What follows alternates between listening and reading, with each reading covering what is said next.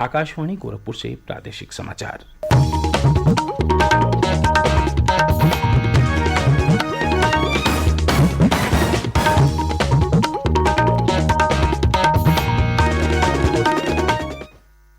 नमस्कार, समाचार बुलेटिन के साथ मैं वेद प्रकाश पाठक। पहले मुख्य समाचार।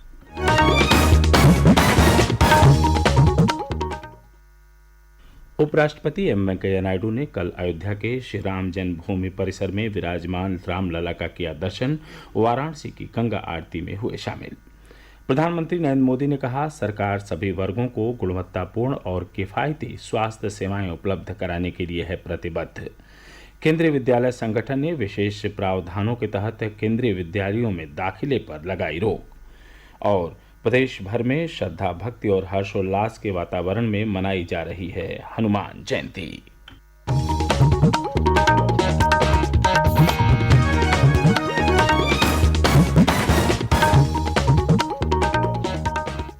अब समाचार विस्तार से। उपराष्ट्रपति एम वेंकैया नायडू राज्य की 2 दिवसीय यात्रा पर हैं। कल अयोध्या प्रवास के दौरान उन्होंने श्री राम जन्मभूमि परिसर में विराजमान रामलला के दर्शन किया। साथ ही उन्होंने राम मंदिर निर्माण के बारे में श्री राम जन्मभूमि तीर्थ क्षेत्र ट्रस्ट के पदाधिकारियों से जानकारी हासिल की। इसके बाद उपराष्ट्रपति ने हनुमानगढ़ी मंदिर में वैदिक मंत्रोच्चार के बीच पूजा अर्चना की तथा पवित्र सरयू जल का आचमन कर विधि विधान से पूजन किया। मंदिर दर्शन और पवित्र सरयू का पूजन करने के बाद उपराष्ट्रपति ने अपने ट्वीट में कहा कि नदियां जीवनदायिनी हैं और सभ्यताओं का पालना रही हैं। इसी कारण भारतीय परंपरा में उन्हें दैवीय सम्मान हासिल है। उन्होंने कहा कि इस तीर्थ यात्रा ने मुझे अपने संस्कारों और अपनी महान संस्कृति से जुड़ने का अवसर प्रदान किया है और रामलला के दर्शन की वर्षों की प्रतीक्षा पूरी हुई है।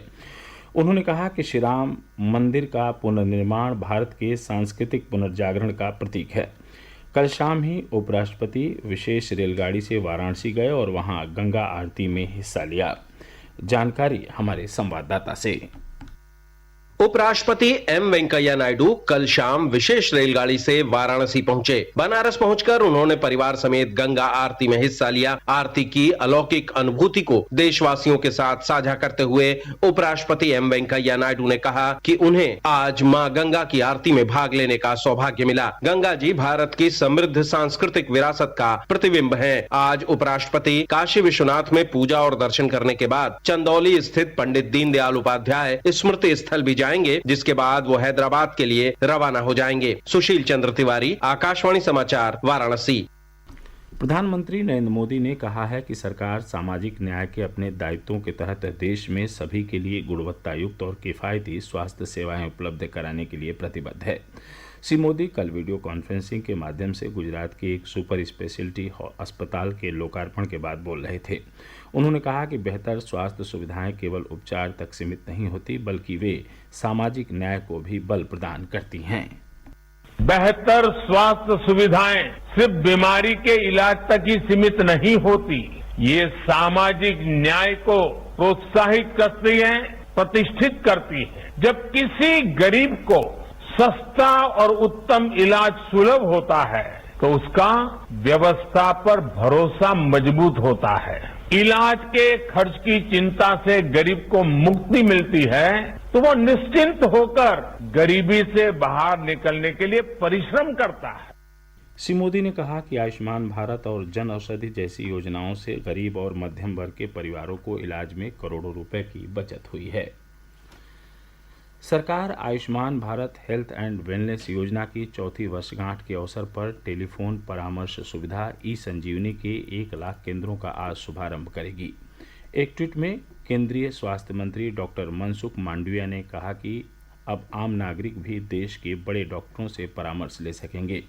उन्होंने कहा कि सरकार आयुष्मान भारत के माध्यम से प्राथमिक स्वास्थ्य देखभाल नेटवर्क को मजबूत कर रही है। देश में अब तक 1,17,000 से अधिक स्वास्थ्य केंद्र संचालित किए जा रहे हैं।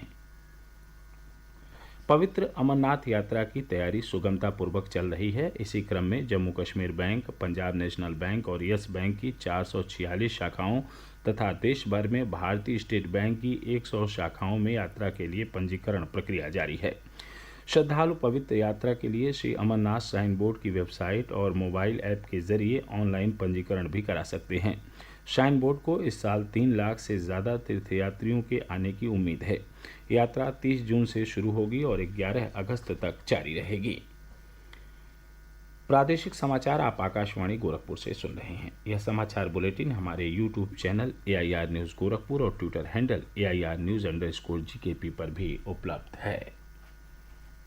केंद्रीय विद्यालयों में दाखिले के लिए सांसदों को मिलने वाले 10 सीटों के कोटे पर केंद्रीय विद्यालय संगठन ने रोक लगा दी है। केंद्रीय विद्यालय संगठन के दिशा निर्देशों के अनुसार अगले आदेश तक विशेष प्रावधानों के तहत विद्यार्थियों का प्रवेश रोकने का फैसला किया गया है। विशेष प्रावधानों के तहत सांसद और जिला कलेक्टर स्कूल प्रबंध समिति के अध्यक्ष के रूप में अपने कोटे से केंद्रीय विद्यालय में विद्यार्थियों का दाखिला करा सकते थे। रामपुर शहर के नुमाइश ग्राउंड में बनाए जा रहे बहुउद्देशीय सद्भावना मंडप का कल केंद्रीय अल्पसंख्यक कार्य मंत्री मुख्तार अब्बास नकवी ने निरीक्षण किया। बाद में उन्होंने बताया कि लगभग 100 करोड़ रुपए की लागत से बनने वाले इस सद्भावना मंडप का विभिन्न कामों में उपयोग किया जा सकेगा। इसके अलावा इस बहुउद्देशीय कम्युनिटी सेंटर में दस्तकारों और विभिन्न कलाओं से जुड़े हुए लोगों को अपनी अपनी कला प्रतिभा का प्रदर्शन करने के लिए एक मंच भी हासिल होगा।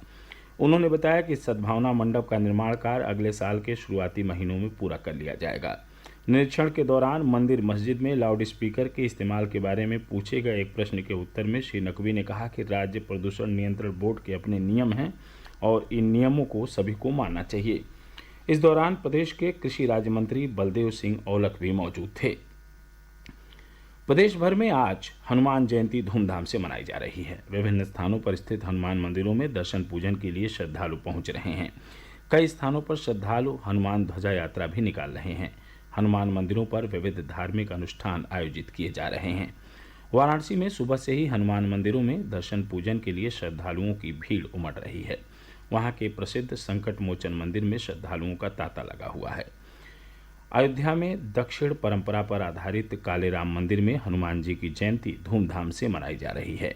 जानकी महल ट्रस्ट सहित अन्य स्थानों पर भी हनुमान जयंती पर विविध धार्मिक कार्यक्रम आयोजित किए जा रहे हैं। लखनऊ में प्रसिद्ध हनुमान सेतु मंदिर में श्रद्धालुओं की भीड़ उमड़ रही है। प्रधानमंत्री नरेंद्र मोदी आज हनुमान जयंती के अवसर पर वीडियो कॉन्फ्रेंस के माध्यम से गुजरात के मोरबी में भगवान हनुमान जी की 108 फीट ऊंची प्रतिमा का अनावरण करेंगे। हनुमान जी 4 धाम परियोजना के हिस्से के रूप में देश भर में चारों दिशाओं में स्थापित की जा रही मूर्तियों में से यह दूसरी प्रतिमा है। इस प्रतिमा को पश्चिम में मोरबी में बापू केशवानंद जी के आश्रम में स्थापित किया गया है और इसी श्रृंखला में पहली प्रतिमा 2010 में उत्तर में शिमला में स्थापित की गई थी। दक्षिण में रामेश्वरम की प्रतिमा का कार्य शुरू हो चुका है। गुड फ्राइडे का पर्व कल श्रद्धा और भक्ति के साथ मनाया गया। इस अवसर पर प्रदेश के विभिन्न हिस्सों में ईसाइयों ने गिरजाघरों में प्रार्थना सभाएं आयोजित की और प्रभु ईसा मसीह की याद में उपवास भी रखा। लखनऊ के हजरतगंज स्थित कैथेड्रल स्कूल चर्च में प्रार्थना सभा का आयोजन किया गया, जिसमें बड़ी संख्या में श्रद्धालुओं ने हिस्सा लिया। लखनऊ के डालीगंज, लालबाग समेत अन्य गिरजाघरों में भी विशेष प्रार्थना सभा के साथ साथ धार्मिक अनुष्ठानों का आयोजन किया गया। वाराणसी सहित अन्य जिलों में भी ईसाइयों ने गिरजाघरों में विशेष प्रार्थना सभाओं का आयोजन किया। धर्मगुरुओं ने मानवता के लिए प्रभु ईसा मसीह की शिक्षाओं को लोगों तक पहुंचाने का आह्वान किया। और अंत में इस बुलेटिन के मुख्य समाचार एक बार फिर।